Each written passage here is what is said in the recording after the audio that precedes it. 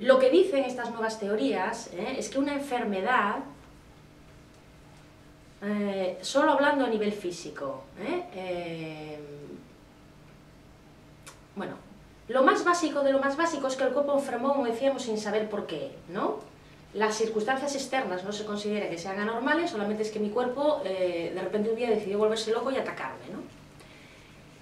Esto es un poco la visión de la medicina convencional. Ahora vamos un paso más allá y hay quienes desde la visión de lo físico dan un paso más allá y dicen que el cuerpo no enferma porque sí, esto es una idea muy extendida ahora mismo, sino porque hay un nivel de toxicidad en las células, en el espacio intercelular, que hace que las células tengan que mutar para sobrevivir en ese entorno tóxico o ácido. Hay una conferencia de un médico catalán que lleva circulando por internet a destajo en los últimos meses. A mí me llegó por lo menos, no exagero, 10 veces por diferentes lados. No digo nombre, pero os lo puedo enviar luego si queréis.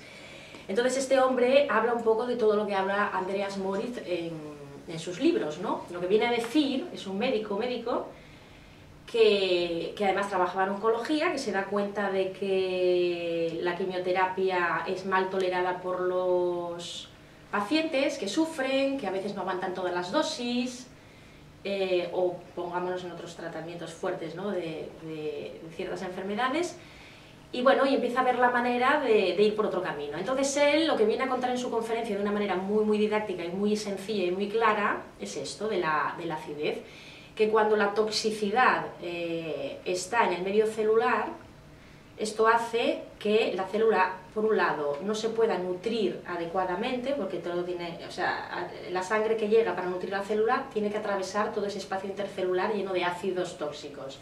Entonces es como que el alimento no llega, se queda por el camino. Y de la misma manera no se pueden recoger las sustancias de desecho celular del metabolismo de la célula y se acumulan. Entonces es como si la célula estuviera rodeada de, como un sin techo, ¿no? De desperdicios. Entonces para sobrevivir muta, se hace anaeróbica, que es la característica de los tumores, por ejemplo, y sobrevive de esta manera en este entorno. Entonces él da una serie de pautas muy fáciles, que luego llegaremos a ello, para mantener el cuerpo libre de toxicidad.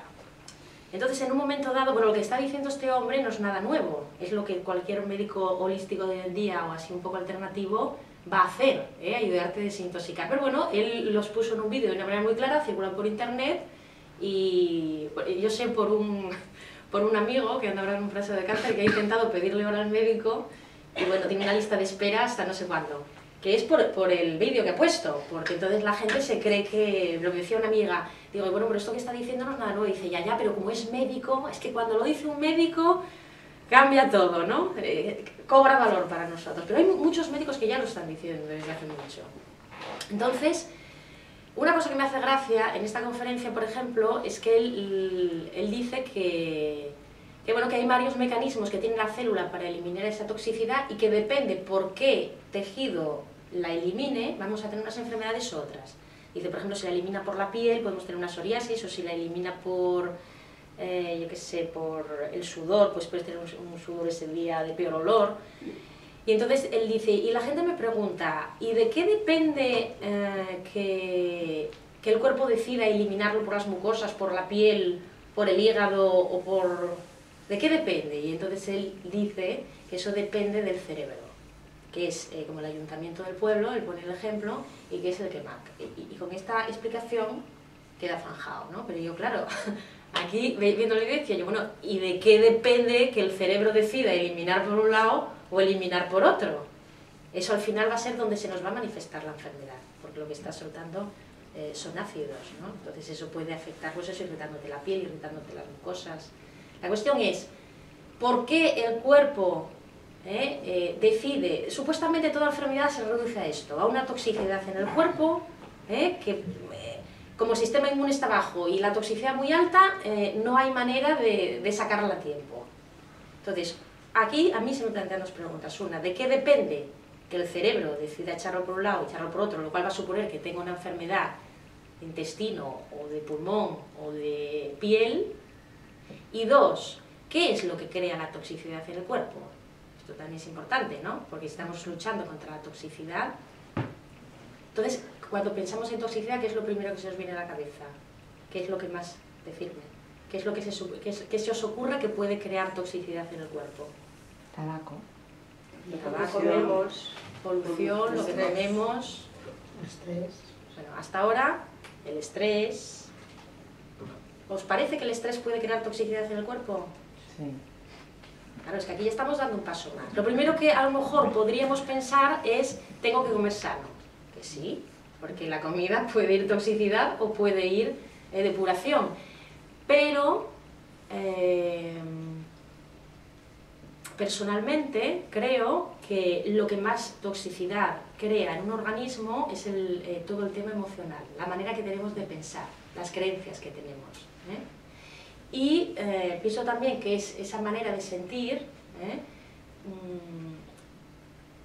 de qué manera, con qué tipo de emoción estoy viviendo yo lo que me pasa,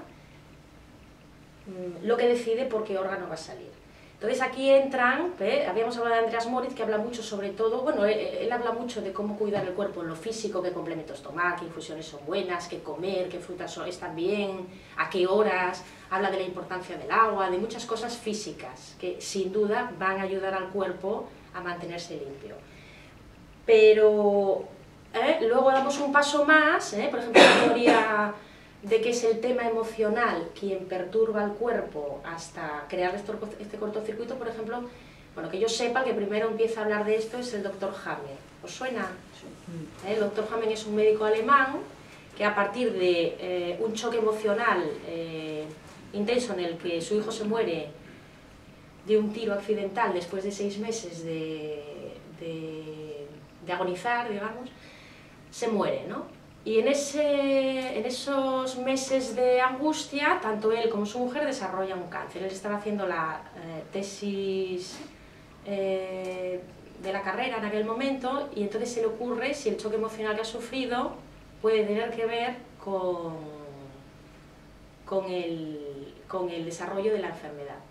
Entonces se pone a hacer una investigación, que esto también ahora, hoy en día, hay mucha literatura sobre el tema, pero lo que viene a decir es que las enfermedades se originan ante un choque emocional vivido de manera inesperada, de manera violenta, en soledad y con una sensación de impotencia, de no poder cambiarlo, ¿no?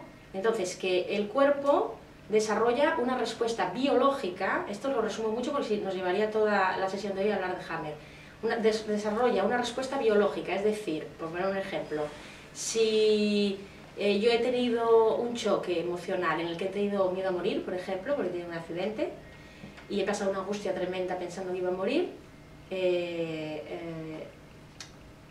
lo que el cerebro, en su manera primitiva, relaciona como la causa primera para morir, lo que primero piensa el cerebro que necesitas, si no quieres morir, es más oxígeno, es como la primera necesidad vital, ¿no? Entonces, ¿qué hace? Puede, ¿cómo se dice? Sí, puede ulcerar los alveolos pulmonares del pulmón si se ulcera la superficie de un alveolo pulmonar, se hace más superficie, ¿no? Para poder captar más algo, o lo tumora, bueno, me da igual. El caso es que hace, el cuerpo solo puede hacer 2 cosas, ulcerar, o sea, hacer hueco, tumorar, o sea, hacer un crecimiento, no me acuerdo de lo otro, pero bueno, da igual. La cuestión, si mi cuerpo reacciona haciendo un tumor en el pulmón en ese momento preciso, no es porque quiera matarme o porque quiera agredirme, sino porque ha supuesto que estoy a punto, que tengo un peligro de morir y está tratando de salvar de la única manera que el cuerpo puede la situación, que es aumentando la superficie del pulmón para ganar más oxígeno. No tiene sentido, pero es tal y como piensa el cerebro primitivo. Conclusión de esto. Esto es para que entendáis lo que significa respuesta biológica. Si yo acabo de ver a mi hijo pasar por algo que me ha preocupado, que he pensado que también podía morirse o que me ha angustiado su salud, pues a lo mejor puedo desarrollar un tumor en el pecho izquierdo, que tiene que ver con el alimento que le das a los hijos, ¿no? con la nutrición, con el hogar, con el nido. Cada zona del cuerpo, él desarrolló que cada zona tenía relación con emoción. Depende cuál es el sentimiento con el que tú vives el choque, que no depende de lo que ha pasado, sino de cómo tú lo ves, se va a afectar un órgano u otro, porque ese va a ser el órgano encargado, se va a afectar el órgano encargado de remediar esa situación. Entonces, déjame apuntar aquí una palabra. El cuerpo no reacciona a lo que ha pasado, sino a lo que tú has interpretado, a lo que tú has percibido. Y un ejemplo de esto, por ejemplo, es muy típica, es una persona que la echan del trabajo, a varias personas que las echan del trabajo. El hecho es el mismo para todas. Una lo vive como una infravaloración personal, no hago para nada. Esto está relacionado con el esqueleto, ¿vale? Otro lo vive como una pérdida de territorio. He perdido mi lugar en el mundo, ¿no? Puede verlo como, puede afectar a la vejiga o al pulmón. No soy experta en esto, lo digo por encima solamente para hacernos una idea de cómo van las cosas. Lo vivo como como un miedo a no poder sobrevivir, como un miedo a no tener una economía suficiente para sobrevivir, miedo a morirme de hambre. Se puede ver afectado el hígado. Estos son todo estudios que se han hecho con mucha paciencia, con miles de casos de pacientes a los que se ha ido haciendo estadísticas. Hammer fue el que empezó con su nueva medicina germánica, pero ahora hay otra escuela que se llama biodescodificación que continúa con el tema. Hay varios libros en el mercado que tienen bueno, pues diccionarios para hacerse una idea de por dónde van los tiros. Yo tengo aquí 2 o 3 y cada vez que algún paciente trae algún percance, miramos. Puede ayudar, está claro que si la persona realmente se sienta con sinceridad a saber dónde se le ha atascado la vida, puede encontrarlo, pero a lo mejor el encontrar, como a ti, que me decía Pese, que te había parecido muy preciso, ¿no? Cuando uno encuentra una explicación que le resulta muy precisa o que se identifica mucho con ella, pues ayuda a fomentar la fe, ¿no? Porque finalmente de lo que se trata en la enfermedad es de creer que podemos curarnos. Creer que podemos curarnos hace posible la curación. Y cuando digo esto, mucha gente me pregunta, me dice que, hombre, que si fuera tan fácil, y yo siempre contesto que no es tan fácil cambiar las creencias, pero al menos está en nuestra mano y tenemos la oportunidad de hacerlo.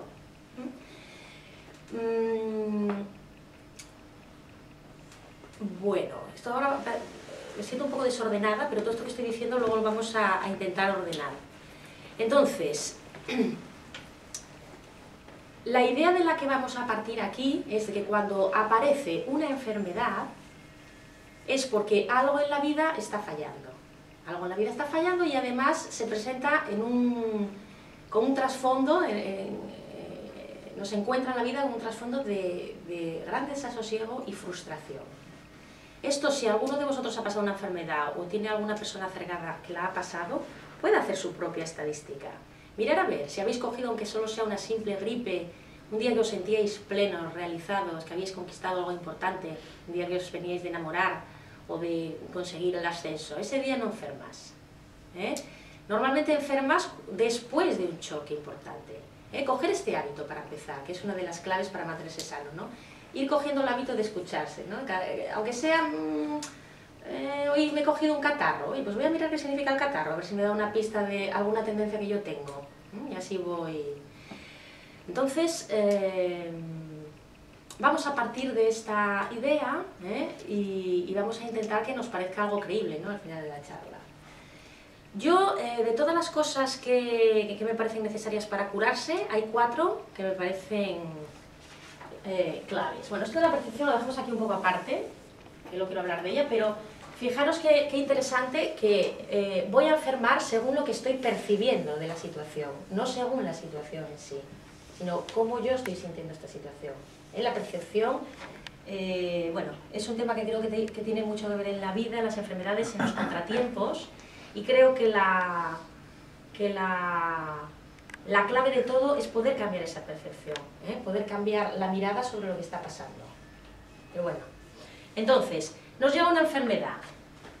Lo primero que tenemos que tener para poder tomar decisiones responsables y con fundamento, y para poder tomar decisiones con fundamento y basándonos en algo, es información, información. Saber a qué se debe mi enfermedad. En realidad, lo venía pensando, por ganas, ¿no? Si hubiera dado rienda suelta a mi parte provocadora, hubiera llegado y hubiera dicho, se me va a entender. Digo, bueno, la enfermedad no existe. Os he ido dejando creer en todas vuestras enfermedades y salir de ellas ya, pero bueno, como esto hubiera sido un poco, ¿no? Me hubierais mirado con cara de espanto, pues esto lo vamos a dejar para el final. Cuando digo que no existe, bueno, es una manera rápida de hablar, estoy hablando de que tiene que ver con esto, ¿no? Con la percepción. Entonces, reunir información sobre la enfermedad, de cara a alguien que piensa, como yo estoy diciendo, no deja de ser algo mental, algo que seguramente no sea del todo una percepción real, ¿no? Porque partimos de percibir con una máquina que es limitada, no podemos percibir la verdad. Pero bueno, ¿pero qué pasa? Que la mente puede jugar un papel en la enfermedad. La mente, las creencias negativas, el miedo, vamos a incluir esto dentro de la mente, puede jugar un papel muy malo, ¿no? De cara a curarse. Entonces, sea importante o no, esta información lo que nos va a dar, nos va a calmar el miedo de la mente. Si nosotros sentimos que comprendemos esa enfermedad o que nos da una explicación razonable de por qué pasa, nos vamos a sentir mucho más tranquilos y nos va a ser mucho más fácil llegar a creer que nos podemos curar. La parte mental, para bien o para mal, la tenemos ahí. Y las creencias las tenemos ahí. Creencias en que el médico no se le puede desobedecer, creencias de que para curarme necesito un tratamiento. Esta creencia la tenemos. Yo misma, cuando pasé por mi proceso, sentía que necesitaba un tratamiento. Porque la ansiedad que te domina cuando tienes una enfermedad que piensas que es una cuenta atrás, hay que frenarla de alguna manera. Entonces, hacer un tratamiento físico ayuda a creerse que te estás curando. Porque al final hay que creer eso de alguna manera. Entonces, el tratamiento, la información nos puede ayudar a elegir un tratamiento conveniente. ¿Qué tratamiento elijo? Hoy en día hay un abanico, está el oficial del médico, nos va a decir nos pongamos quimio, radio, que nos operemos, y luego está otra serie de cosas que hay hoy en día por ahí. Entonces, el tratamiento que cada uno elija, tiene que elegirlo cada uno. Pero tiene que ser un tratamiento en el que crea. Si yo no creo en el tratamiento, difícilmente me voy a curar. Porque la mente tiene un poder extraordinario. Y ejemplos del poder extraordinario que tiene la mente, bueno, está lleno en todos los libros, ¿no? Pues el típico ejemplo, no sé, simplemente, bueno, no me enrollo ahora con esto. La cuestión es que el tratamiento que elijamos tiene que ser un tratamiento que vaya con nosotros.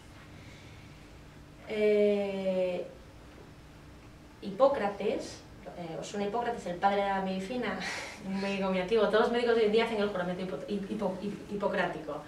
Decía, no sé muy bien, pero esto me gusta, que el médico tenía que intentar curar, pero al menos lo que tenía que hacer sobre todo era no dañar. Al menos no dañes. Si no puedes curar, no cures, pero al menos no dañes. ¿Y con qué nos encontramos cuando en la medicina oficial? Con tratamientos que dañan. Yo solo pido tener esto en cuenta, ¿no? Si alguien tiene una creencia tan férrea en la quimioterapia, por ejemplo, que cree que no va a poder curarse de otra manera, lo mejor es que lo haga. Porque el poder de la mente es tal que incluso con algo tan tóxico quizás se cure. De hecho, está lleno de ejemplos de gente que se ha curado habiéndose puesto la quimio. Así como está lleno de ejemplos de gente que se ha curado sin ponerse la quimio. Con lo cual la quimio no puede ser el pilar definitivo de lo que nos ha curado, porque si no, se cumpliría en todos los casos.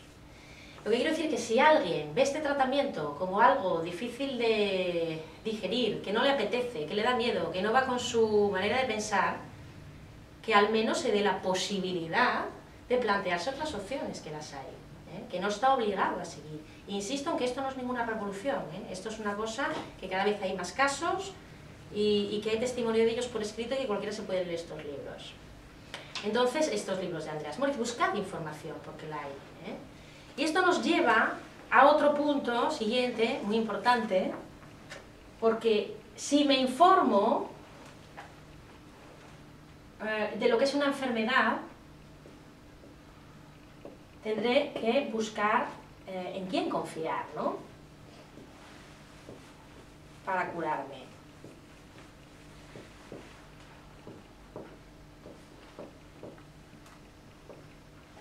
Responsabilidad. Estamos muy acostumbrados a que el médico nos salve, a encontrar la receta, lo que decíamos al principio. Entonces,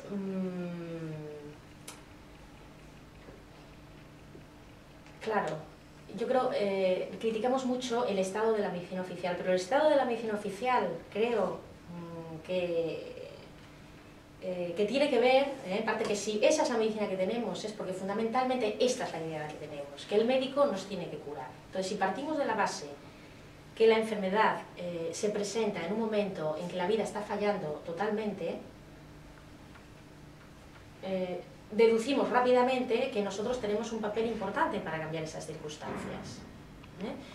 Está genial que encontremos un médico en el que, de todo el abanico de profesionales que hay hoy en día, encontremos al médico que nos viene bien.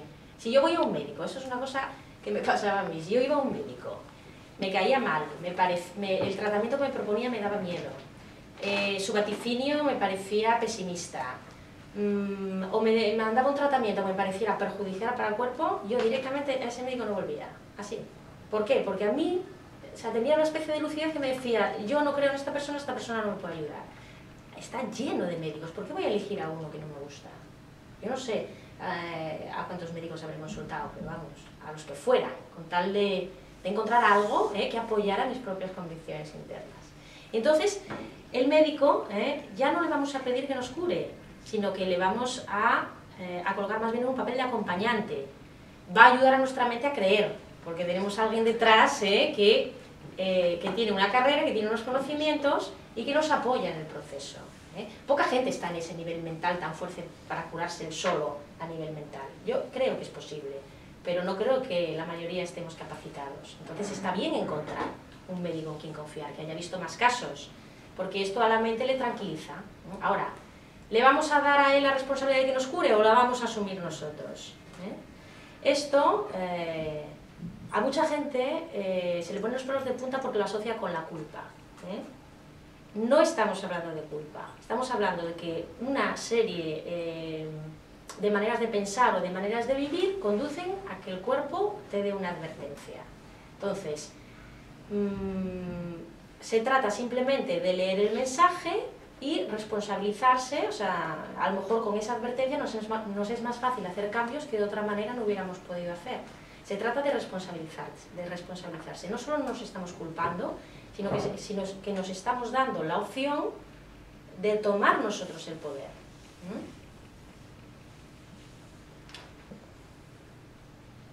Esto, cuando yo lo cuento, es posible, a alguien le resulta difícil creerse realmente que en una enfermedad hay una faceta emocional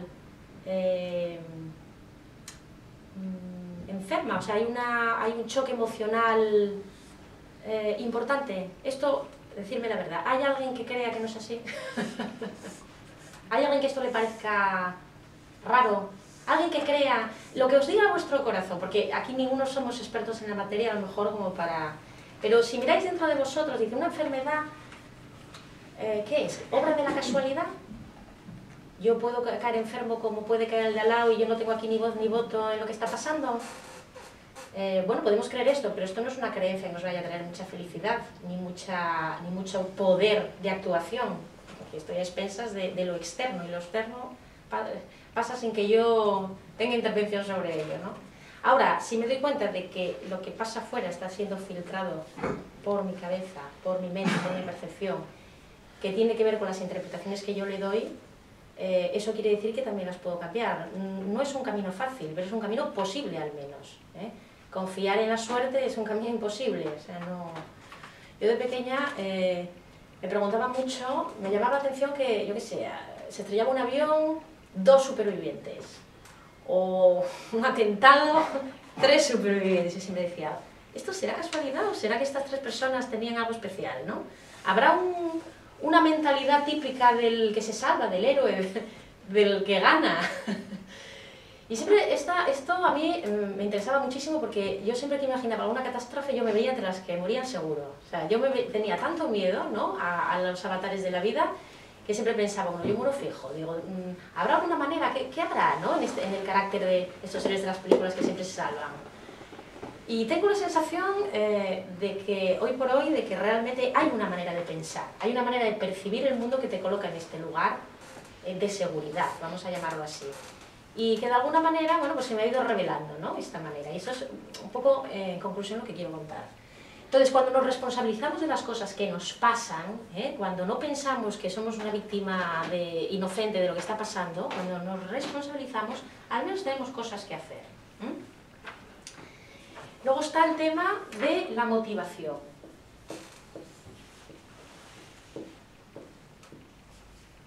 Claro.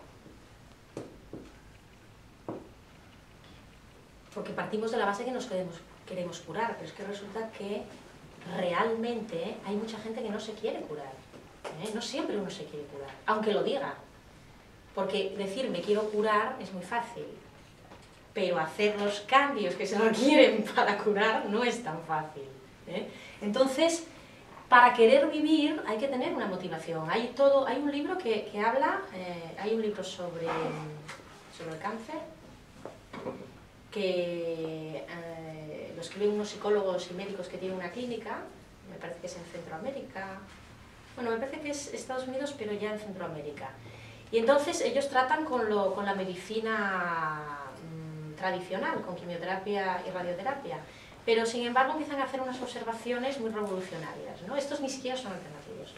Entonces, ¿qué empiezan a observar? Por ejemplo, que personas con un pronóstico más o menos light, con una enfermedad que parece no muy grave al principio, acaban muriendo. Y otros que empiezan con un diagnóstico de imposible, acaban curándose. Entonces, investigando un poco más a fondo, llegan sobre todo a la conclusión de la motivación. Que la motivación para vivir es muy importante para sobrevivir. Si yo no tengo ninguna motivación, va a ser difícil que yo haga cambios en mi vida. Entonces, si realmente nos queremos curar, creo que hay que encontrar una motivación para vivir. Y, ojo, que si uno no encuentra motivación para vivir y decide tirar la toalla y morir, también es muy respetable. A veces los familiares no permitimos a alguien que no se cure. Pero si alguien decide morir, igualmente es muy respetable. Ahora hay que ver cómo se está muriendo, creyendo que te estás queriendo curar, o igual para morirse creo que es importante hacer un trabajo de conciencia, ¿no?, de qué ha pasado con mi vida. No se muere igual, la calidad de muerte también es importante. Y luego, la confianza. Bueno, esta yo la pondría en primer lugar, ¿no?, pero como es la más difícil, casi. O sea, el estar informado, con estas nuevas teorías de la enfermedad, que te dicen, que te hablan de la toxicidad, que dicen cómo depurar el cuerpo, que te hablan de cuáles emociones están ligadas, pues todo esto te va dando una seguridad, te va dando un mapa, ¿no? Ya no estás perdido con un alienígena dentro que te está matando, porque eso es como... Yo lo viví así. A mí cuando me dijeron que tenía un bulto en la vejiga, pasé una noche diciendo, ay Dios mío, yo sentía que tenía como un ser destructivo dentro de mí que en cualquier momento me iba a atacar, ¿no? Entonces, bueno, luego te vas informando de que no, de que las cosas salen por un motivo, deshaces la rueda y dices, bueno, voy a cambiar estos motivos, ¿no?, porque realmente me interesa vivir. Si decides responsabilizarte, vas a tener que hacer algunos cambios. Hay gente que clama que se quiere curar, ya te digo, pero siempre y cuando le den la píldora mágica. Querer curarse de manera adulta es otra cosa. Encontrar una motivación y lograr creer, tener confianza en que la curación es posible. No para algunos, sino para todos aquellos que la quieran aceptar. No hay curación, no hay enfermedad que no pueda ser curada. Ahora, si tenemos en nuestra mente como inamovible que mi enfermedad es incurable, pues posiblemente esa creencia se convierta para mí en una realidad. Mirar, los ejemplos de que las emociones afectan al cuerpo los tenemos delante cada día cuando nos ponemos colorados de vergüenza, o cuando niños hacen pis de miedo, o cuando se nos quita el hambre por un disgusto. Pero creemos que esto solo pasa en las pequeñas cosas. Cuando se trata de grandes enfermedades, esta relación desaparece. De verdad os digo que este tema de tener en cuenta el origen emocional de la enfermedad, tener en cuenta en lo físico el ayudar al cuerpo en el proceso, no es una cosa ya de verdad demasiado revolucionaria, es algo que se hace en muchísimos sitios y que mucha gente ha utilizado con éxito. Se trata de que sepáis que esa información existe y que está al alcance de cualquiera, que tenga interés en conocer estas respuestas, que tenemos interés. Entonces, la verdadera medicina alternativa, cuando me dicen, no, es que yo no me quise tratar con el médico y me fui con un médico alternativo y mira, se murió. Porque, a ver, por un lado está la medicina oficial, que tiene tratamientos que dañan, que tienen efectos secundarios, que no quita que en alguna ocasión tampoco hay que ser un rígido. Si yo de repente, me decía el otro día uno que estaba como... a Yolanda, creo que una paciente le mandó un email, ¿no? Que estaba con una neumonía tremenda, y una tía naturista, y que el médico le quería meter antibiótico, ¿qué se tomaba? Le preguntaba, decía, a ver, una neumonía, el antibiótico está para esto, ¿sabes? Te puedes morir, no te digo que tomes un antibiótico por la primera gripe que tengas, ¿no? No pasa nada. Pero utiliza los medicamentos con sentido común en el momento en que lo necesites, o es como si no quisiera ponerme anestesia en una operación, porque la anestesia tiene efectos, bueno, a ver, el cuerpo puede con algunos efectos secundarios. Ahora, no basemos la curación ahí. ¿Qué nos va a hacer una medicina, una operación? Darnos tiempo, porque no está yendo al origen de las cosas. Y si es al medicamento lo cambio por uno natural, estoy en las mismas. No voy a tener quizá los efectos secundarios, pero igualmente estoy tratando de curar una enfermedad desde fuera. ¿Qué más da que cambie el Nolotil por unas hierbas? Lo estoy tratando de curar desde fuera. O sea, la verdadera revolución a la hora de tratar una enfermedad es hacer mi trabajo, es hacer el cambio de mentalidad, es resolver el problema de fondo. Y luego, porque como estos cambios no se hacen de la noche a la mañana y mientras tanto, depende, ¿no? A lo mejor una enfermedad, hay enfermedades que nos dan más tiempo y hay otras que nos dan menos.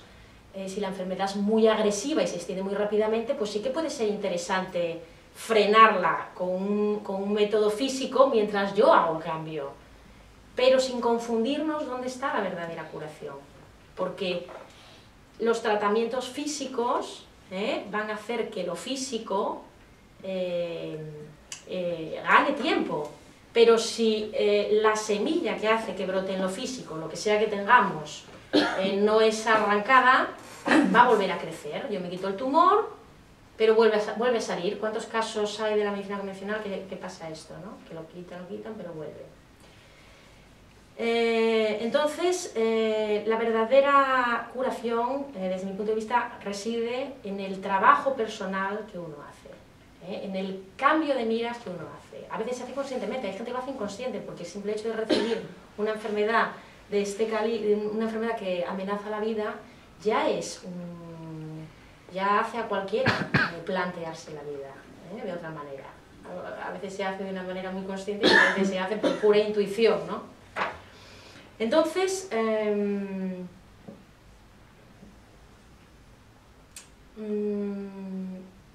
nos dan el diagnóstico. Cuando nos dan el diagnóstico, lo más importante es mantener la calma.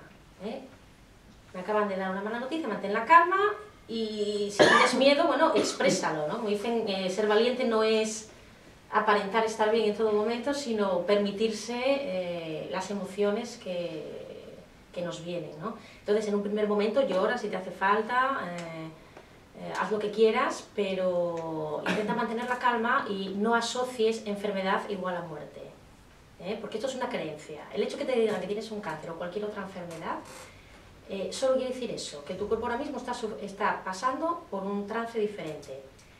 El asociar a la enfermedad cualquier otro hecho desagradable es algo que está en nuestras creencias, porque lo hemos visto, porque nos lo han contado, porque hemos crecido en ese panorama. Pero realmente una cosa no implica la otra. Estar enfermo no es igual a morirse. Entonces, Mantener la calma, aprender a relacionarse adecuadamente con lo que nos esté pasando, eso es decir, sin temor. El principal obstáculo a superar va a ser el miedo. Miedo a la enfermedad, miedo a la muerte, miedo al tratamiento, miedo al médico, miedo al dolor, yo qué sé, a perder el trabajo. Hay tantos miedos asociados a una enfermedad, ¿no? Entonces, ¿qué podemos hacer contra el miedo, ¿no? Intentar llegar a un estado de aceptación.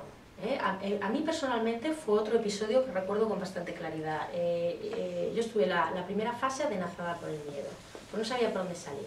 Y porque los médicos me proponían realmente no era algo que yo pudiera aceptar, ¿no? Que era quitarme varios órganos. Entonces, un día me di cuenta de esto, que estaba paralizada por el pánico y que no podía avanzar. Cuando tienes miedo de algo, eso invade, o sea, te invade totalmente. No puedes pensar en curarte cuando estás presa del pánico. Pero es curioso que todos sabemos que la muerte está... La muerte es algo con lo que estamos en relación cada uno de nosotros desde el momento que nacemos. Sin embargo, hasta el momento que no nos diagnostica una enfermedad, actuamos como si no fuera con nosotros. Entonces, el momento que nos diagnostican la enfermedad, ¿qué pasa? ¿Que estamos más cerca de la muerte que antes? No.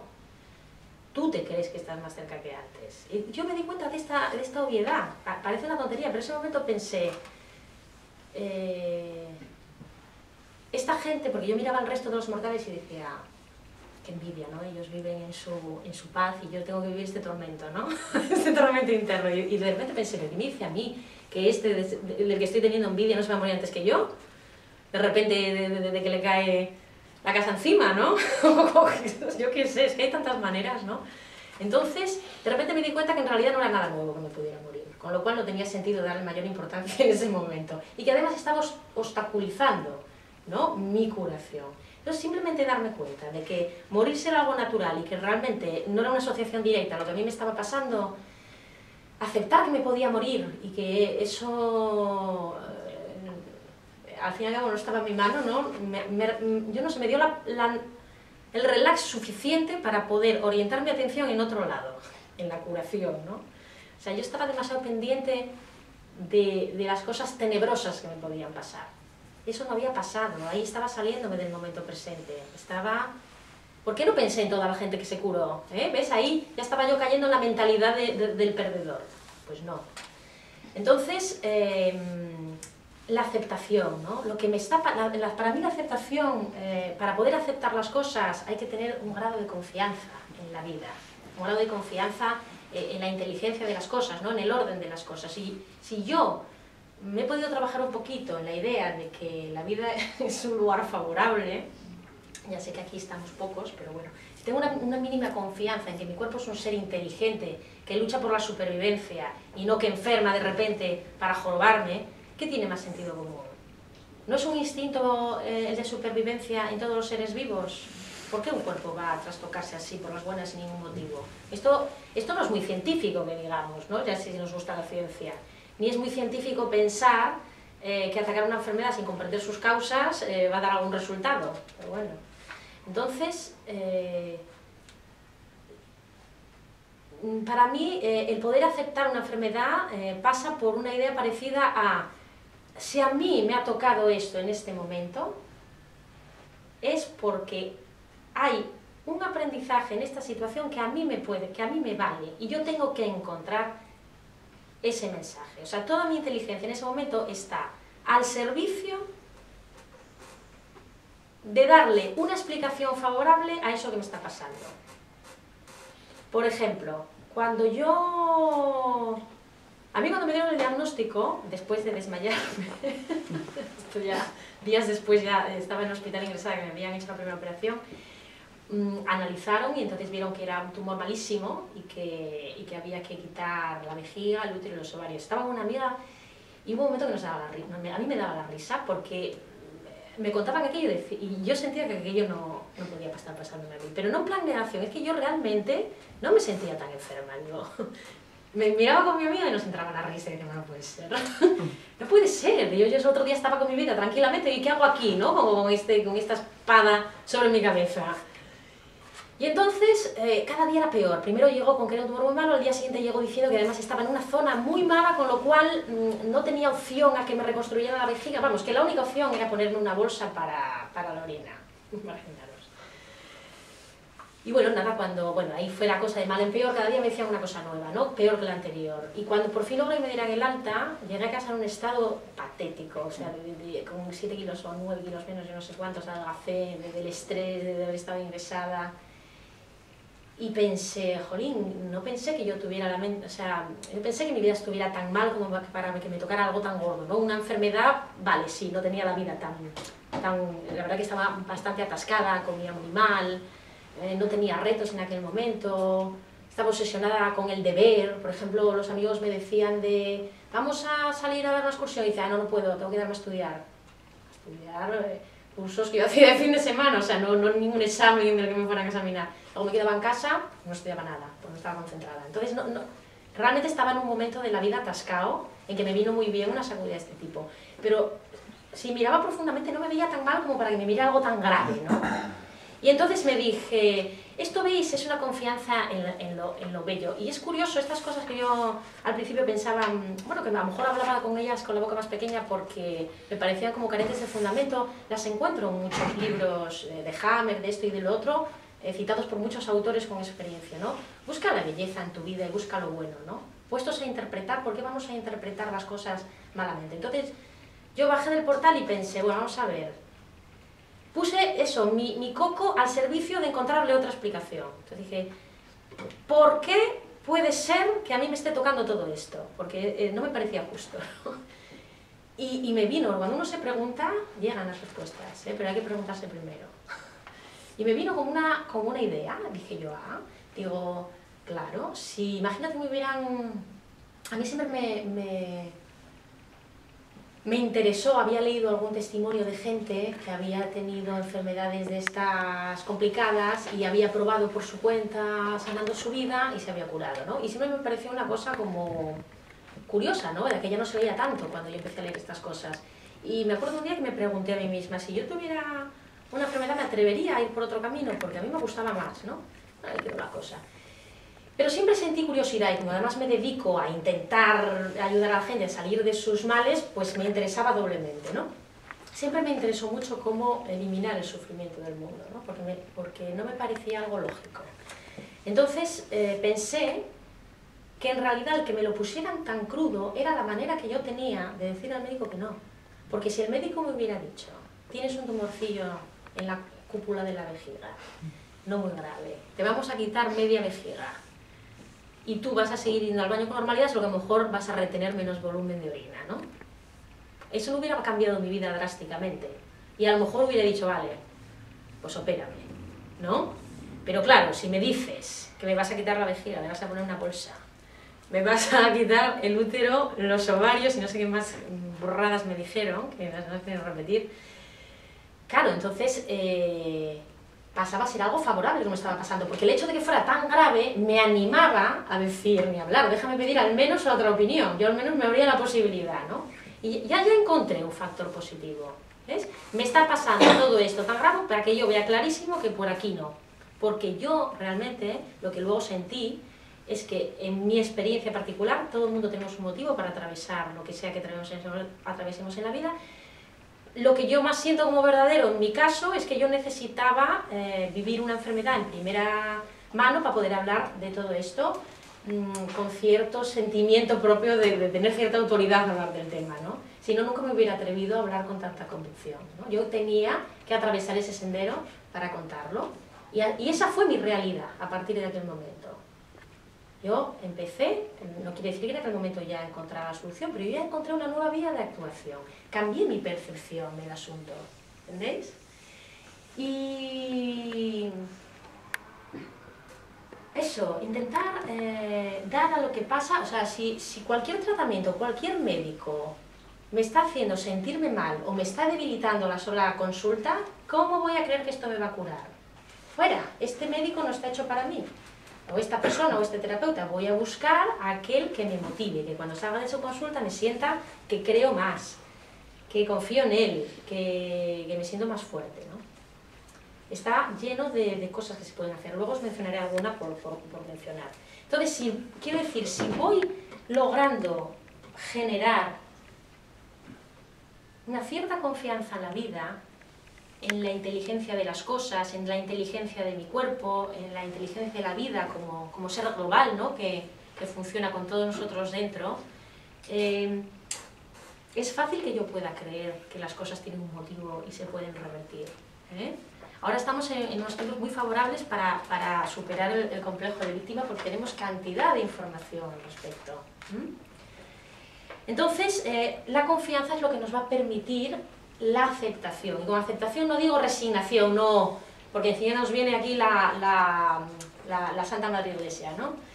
No, tengo que pasar esta enfermedad y me resigno. Aceptar no es resignarse, es el primer paso para superar la enfermedad. Aceptar es entender que tiene un significado para ti y que puedes, cambiando tu pensamiento, tu percepción, tus creencias, salir de ella. Y esto es la aceptación, no la resignación. La resignación es para quedarse en la enfermedad y ir de sufridor. Pero la aceptación es el paso que deja al miedo fuera de juego. Si tengo el miedo al tratamiento, busca un tratamiento que no te dé miedo. Si el médico no te cae bien, busca un médico que te caiga bien. ¿Sabes? Si te da miedo lo que pensaste de tu enfermedad, piensa otra cosa diferente.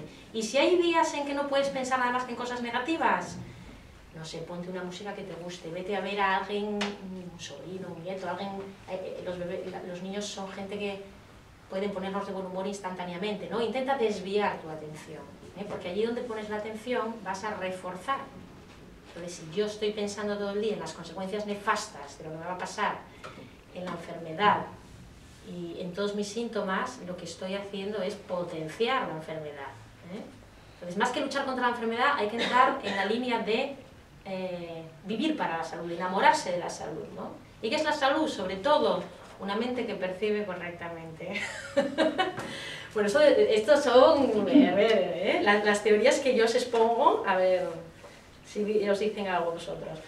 Entonces, a continuación, si he logrado ayudarme a aceptar la enfermedad, también me puede ayudar a encontrar a alguien en quien confiar. El primero que tengo que confiar es en mí mismo.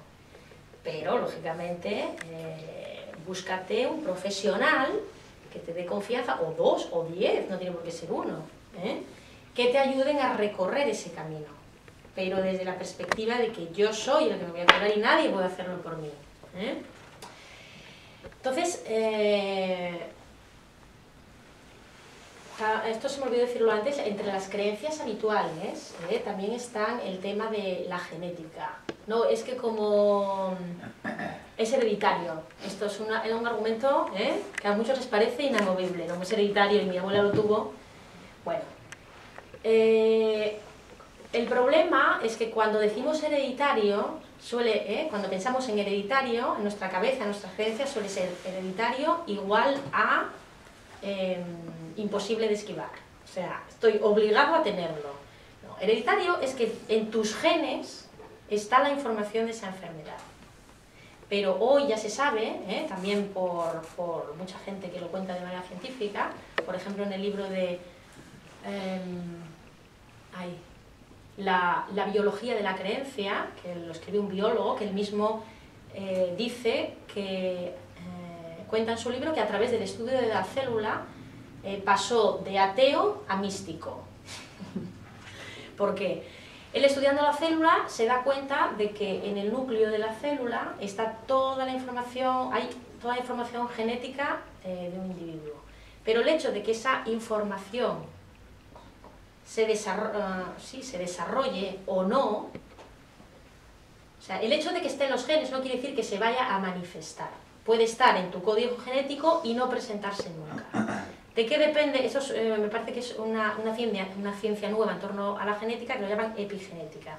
Se trata de que ¿de qué depende de que se vaya a manifestar o no? Del entorno celular. ¿Y qué es el entorno celular?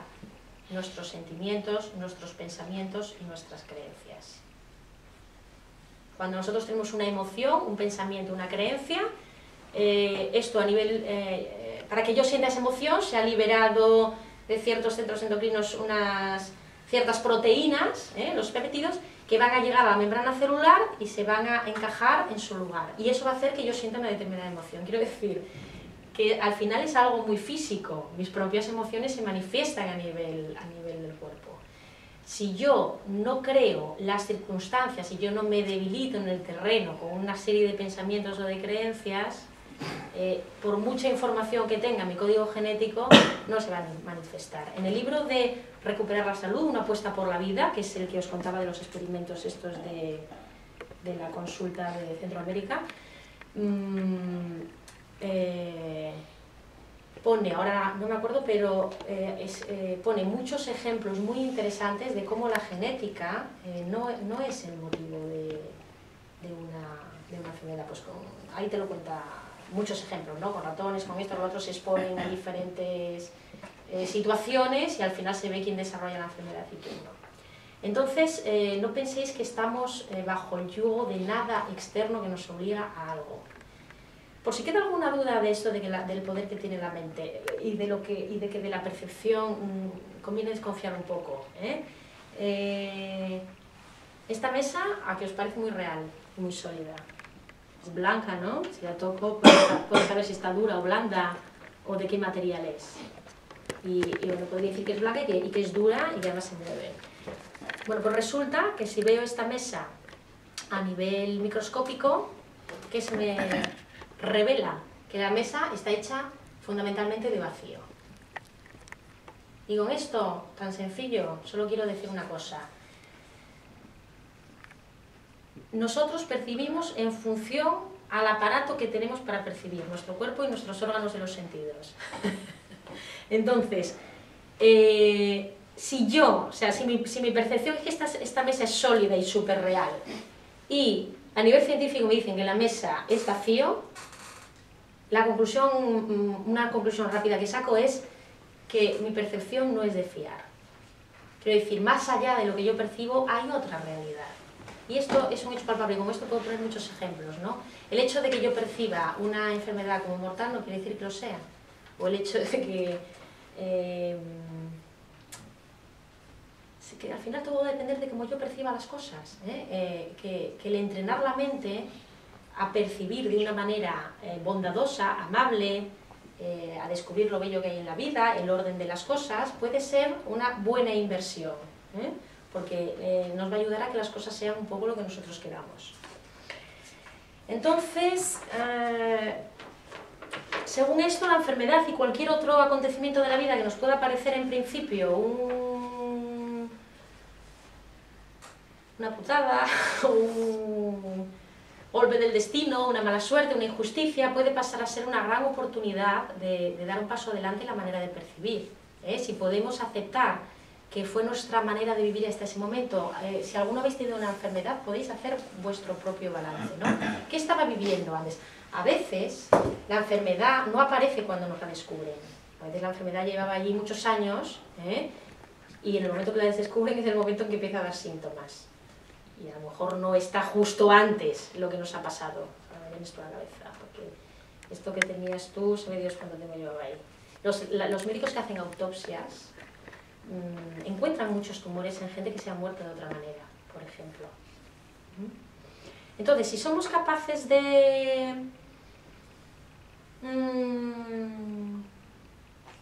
pensar que podemos percibir las cosas de otra manera, ya podemos estar empezando a crear una realidad diferente.